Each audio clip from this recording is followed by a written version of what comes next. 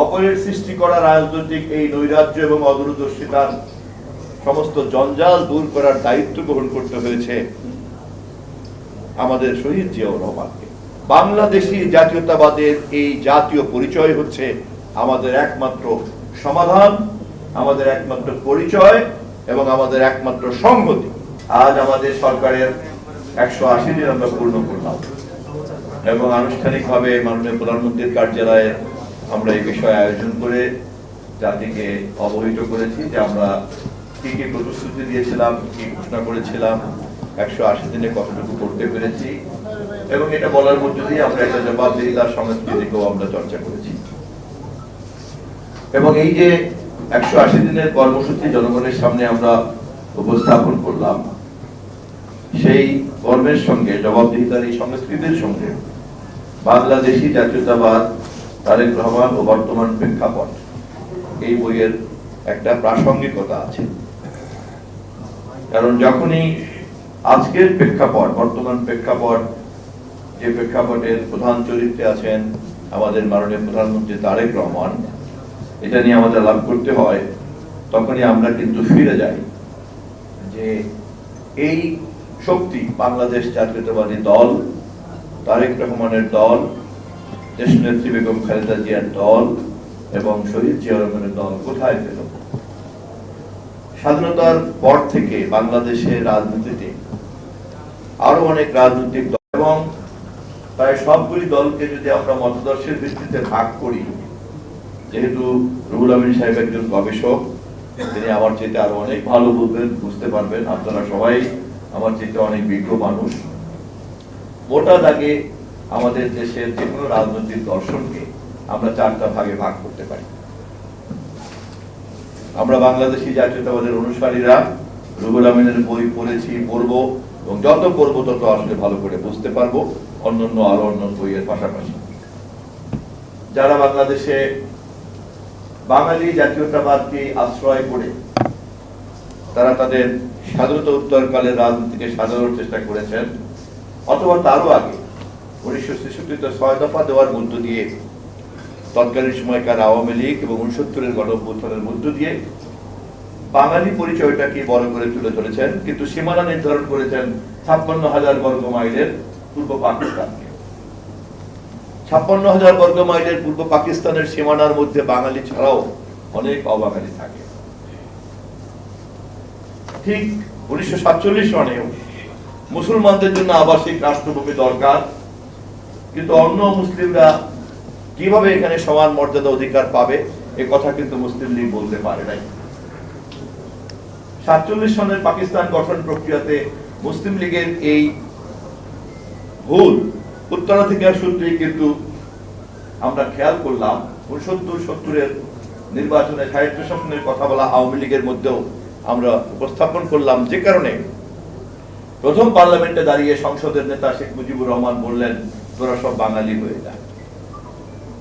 এ কথা কিন্তু বলেন নাই যে 56,000 বর্গ মাইলের অবাঙালি অধ্যুষিত এলাকা আমরা নিজেরা রাখতে চাই না। কিন্তু এই অস্পষ্টতা সহ যখন কোন সরকার প্রধান, যখন কোন রাষ্ট্রনায়ক, যখন কোন সংসদ নেতা এ কথা বলেন, তখন সঙ্গত কারণেই কিন্তু এ কথা বলার একটা উস্কানি তৈরি হয় যে অবাঙালি অধ্যুষিত এলাকা কি তাহলে আপনি দাবি করছেন না? আমি আশা করি আমার কথা আপনারা নিশ্চয়ই বুঝতে পেরেছেন। এবং সেদিন থেকেই কিন্তু পার্বত্য চট্টগ্রামের রাজনীতিতে একটা অস্থিরতা তৈরি হয়েছে। দুর্ভাগ্যক্রমে সেই দিনকার অদূরদর্শী এই রাজনীতি, তার খেসারত এবং সংখ্যাগরিষ্ঠের রাজনীতি, গণতন্ত্রের রাজনীতি না। 70-এর পার্লামেন্ট, সেই দিন কেবলমাত্র এই বৈষম্যের কথা বলা হলো। বাংলাদেশের প্রথম পার্লামেন্টে তোরা বাঙালি হয়ে যায় কথা বলার মধ্য দিয়ে কিন্তু সংখ্যাগরিষ্ঠের কথা বলা হলো, কিন্তু 56,000 বর্গ মাইলে তো সংখ্যা লঘিষ্ঠরাও থাকেন। তাহলে গণতন্ত্রের সংস্কৃতির সঙ্গে সংখ্যাগরিষ্ঠের সংস্কৃতির যে একটা পার্থক্য আছে, এই পার্থক্য সাধারণ নেতা কর্মীরা আমরা না বুঝলেও কিছু যায় আসে না।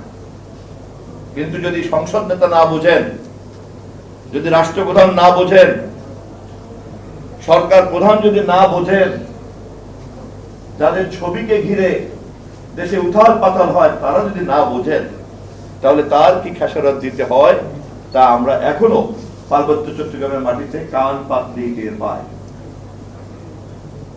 দুর্ভাগ্য হচ্ছে এই যে অপরের সৃষ্টি করা রাজনৈতিক এই নৈরাজ্য এবং অদূরদর্শিতার সমস্ত জঞ্জাল দূর করার দায়িত্ব গ্রহণ করতে হয়েছে আমাদের শহীদ জিয়াউর রহমানকে। এবং এভাবেই মুসলিম অমুসলিম, বাঙালি অবাঙালির পরিচয়ের যে রক্তাক্ত ইতিহাস এবং ঐতিহ্য, তার প্রেক্ষাপটেই শহীদ জিয়াউর রহমান বাংলাদেশী জাতীয়তাবাদকে কাঠামোবদ্ধ করেছেন। ধর্ম এবং নৃতাত্ত্বিক পরিচয়ের বদলে নাগরিক পরিচয়ের ভিত্তিতে বাংলাদেশী জাতীয়তাবাদের দর্শনকে তিনি প্রবর্তন করেছেন। এবং আজও প্রমাণিত হয়েছে যে বাংলাদেশী জাতীয়তাবাদের এই জাতীয় পরিচয় হচ্ছে আমাদের একমাত্র সমাধান, আমাদের একমাত্র পরিচয় এবং আমাদের একমাত্র সংহতি। বিশেষ করে আমাদের দলের প্রতিটি নেতা কর্মীর এ ব্যাপারে খুব স্পষ্ট ধারণা থাকতে হবে। আমাদের প্রতিষ্ঠাতা শহীদ রাষ্ট্রপতি জিয়াউর রহমানের এই ঐতিহাসিক অবদানের প্রভাব হাজার বছর থাকবে। এই ভূখণ্ড যতদিন থাকবে ততদিন তার প্রভাব থাকবে। অতএব আমি রুহুল আমিন সাহেবকে আমি ধন্যবাদ জানাই যে বাংলাদেশী জাতীয়তাবাদের যে শিরোনাম এবং সেই শিরোনামের ধারাবাহিকতাতেই যে আজকের বর্তমান প্রেক্ষাপটে আমাদের সরকার গঠন করার সকল অন্তর্নিহিত শক্তির মূল কারণ এবং সেটারই নেতৃত্ব দিচ্ছেন তারেক রহমান।